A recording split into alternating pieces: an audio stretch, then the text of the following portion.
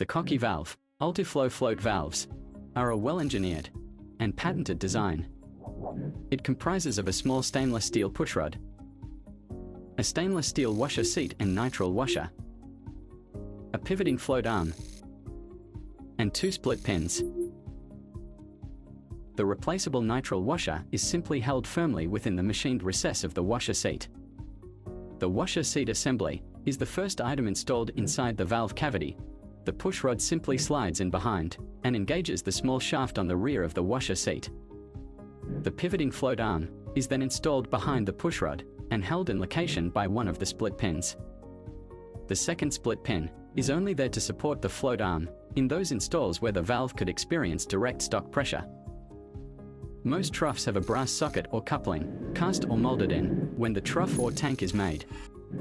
If replacing an existing valve with a new cocky valve, it is important to stop any water from entering the trough by first turning off the water control valve.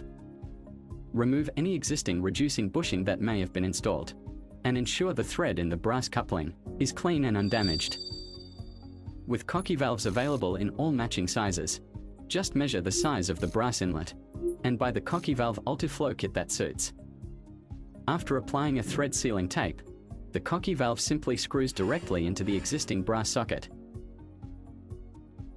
With the cocky valve installed, you must now fit the float. With the float fitted to the end of the arm, in this case using the short kit, the water to the trough can be turned back on. As the water enters the trough through the valve, the water level rises within the trough, which in turn causes the float to rise. The float being attached to the pivoting float arm forces the float arm to lift, and as it pivots on the split pin, it exerts pressure on the pushrod, which in turn forces the washer seat assembly to seal. Easy and quick to install, and guaranteed for life. That's cocky valve.